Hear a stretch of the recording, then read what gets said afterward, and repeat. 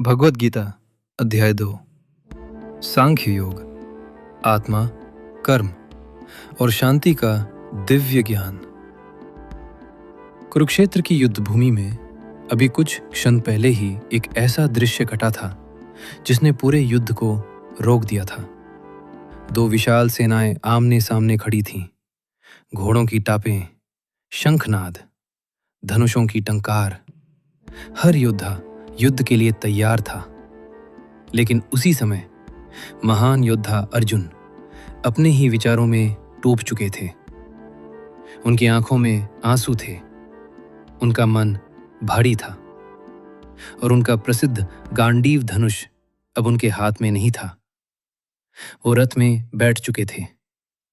उन्होंने युद्ध करने से इनकार कर दिया था क्योंकि सामने खड़े थे उनके अपने लोग, उनके गुरु, उनके पितामह, उनके रिश्तेदार। और इसी गहरे दुख में डूबे हुए अर्जुन की ओर देखते हैं उनके सारथी। लेकिन वो केवल सारथी नहीं थे, वो थे भगवान श्री कृष्ण। कृष्ण जानते थे कि अर्जुन केवल दुखी नहीं है, वो मोह और भ्रम में फंस गए हैं।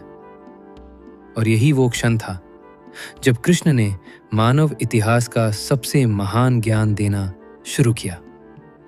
अर्जुन, तुम जिन लोगों के लिए शोक कर रहे हो उनके लिए शोक करना उचित नहीं है।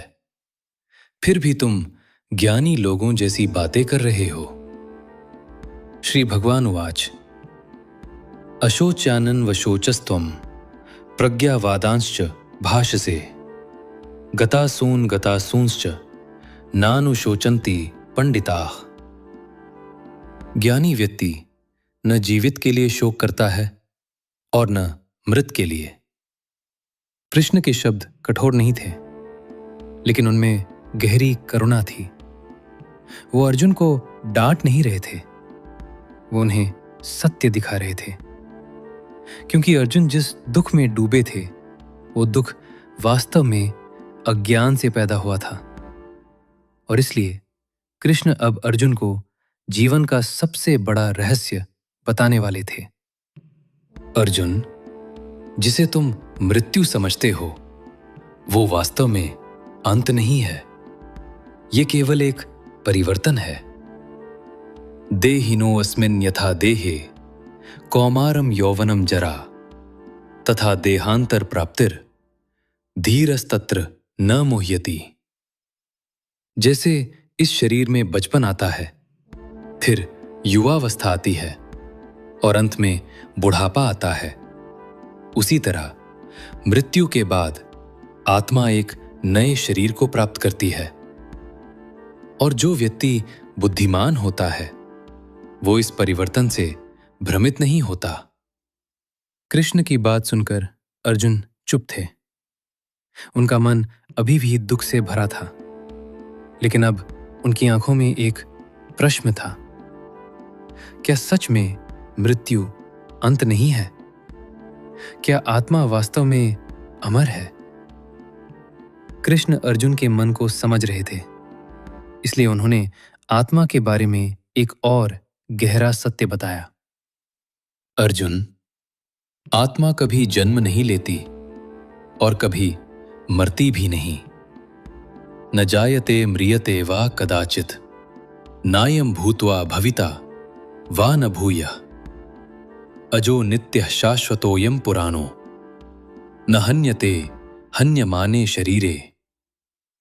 आत्मा अजन्मा है, नित्य है, शाश्वत है।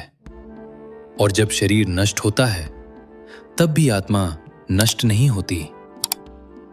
ये सुनकर अर्जुन का मन धीरे धीरे शांत होने लगा, क्योंकि अब उन्हें समझ आने लगा था कि जिसे वो मृत्यु मान रहे थे वो वास्तव में आत्मा की यात्रा का एक पड़ाव मात्र है।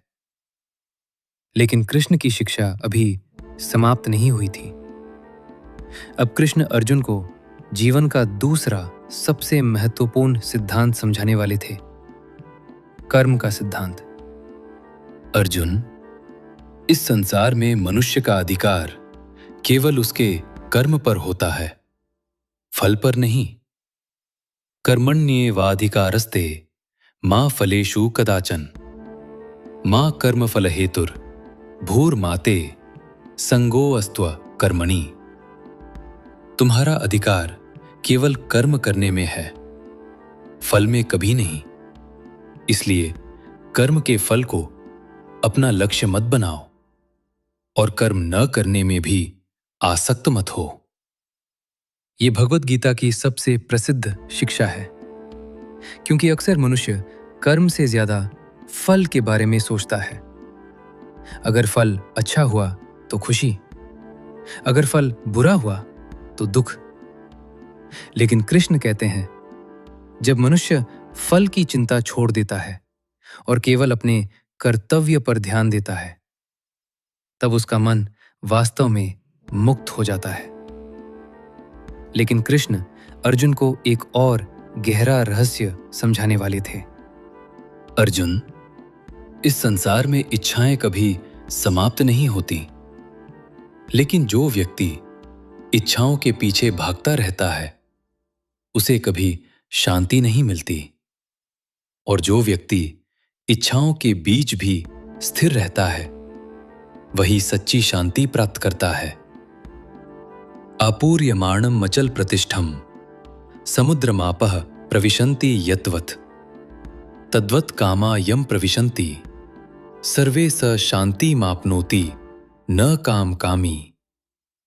जैसे अनगिनत नदियां समुद्र में गिरती रहती हैं, लेकिन समुद्र अपनी सीमा नहीं तोड़ता, वैसे ही जिस व्यक्ति के मन में इच्छाएं आती हैं लेकिन वो उनसे विचलित नहीं होता, वही व्यक्ति सच्ची शांति प्राप्त करता है।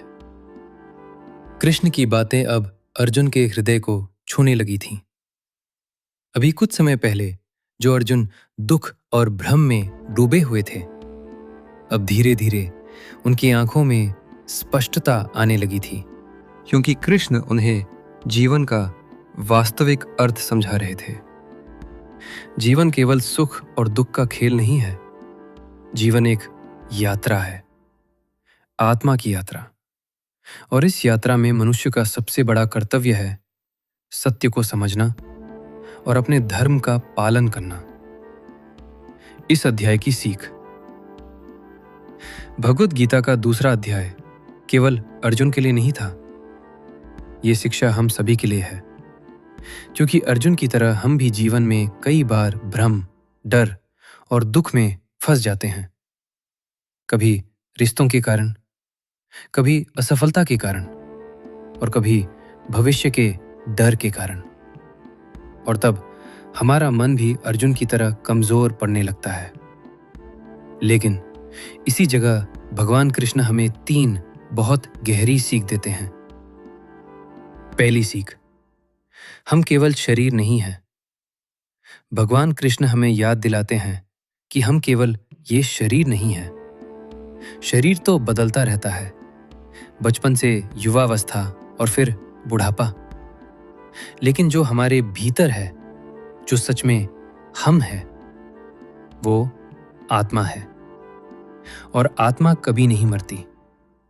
अगर हम इस सत्य को समझ लें तो जीवन के बहुत सारे डर अपने आप खत्म हो जाते हैं। मृत्यु का डर, हानि का डर और बिछड़ने का डर।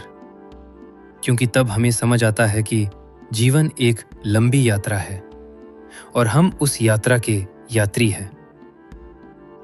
दूसरी सीख, अपना कर्तव्य करना ही सच्चा धर्म है।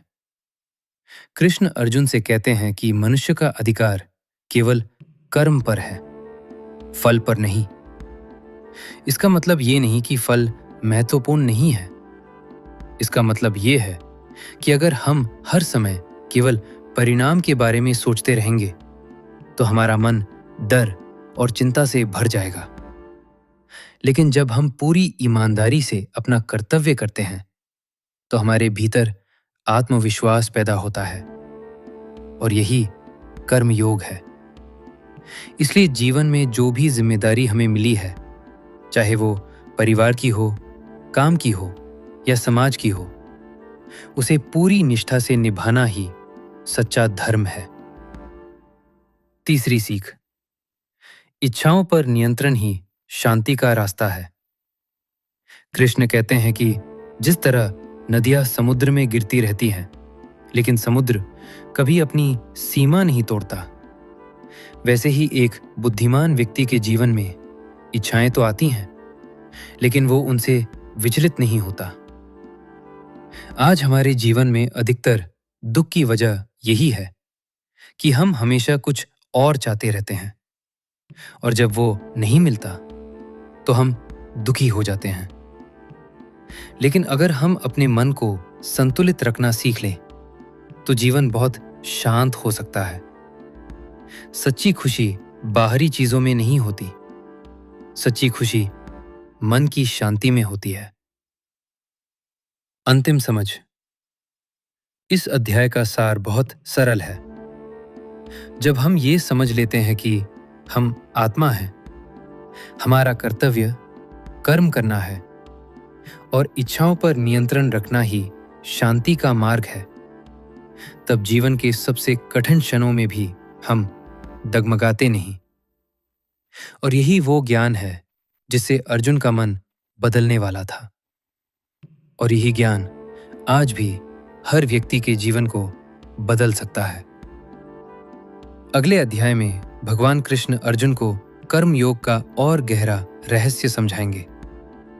वो बताएंगे कि मनुष्य अपने कर्मों के माध्यम से कैसे जीवन को अर्थपूर्ण बना सकता है। इसलिए अगले अध्याय की इस दिव्य यात्रा में हमारे साथ जरूर जुड़े रहिए। अगर आपको ये गीता का ज्ञान अच्छा लगा हो तो इस वीडियो को लाइक जरूर करें और चैनल को सब्सक्राइब करना ना भूलें, ताकि भगवत गीता के सभी अध्याय आप तक पहुंचते रहें। जय श्री कृष्ण।